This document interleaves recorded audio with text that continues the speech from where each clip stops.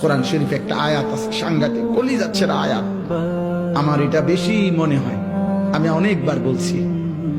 কোরআনুল কারীমের একটা আয়াত আছে সূরা মুরসালাতের মধ্যে, আল্লাহ তাআলা 10 বার, এক সূরার মধ্যে 10 বার আল্লাহ একটা কথা বলছে, ওয়াইলুন ইয়াউমাইযিল লিল মুকাদ্দিবিন।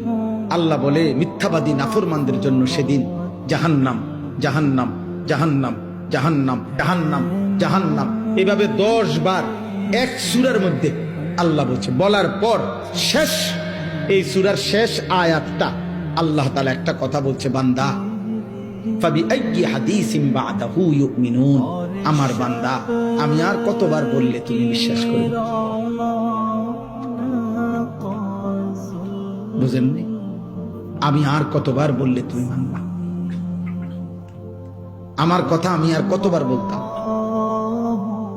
আমি আর কতবার বলতাম বলে? এই জন্য ভাইয়া ভেবে দেখেন, ইনসাফ করে দেখেন।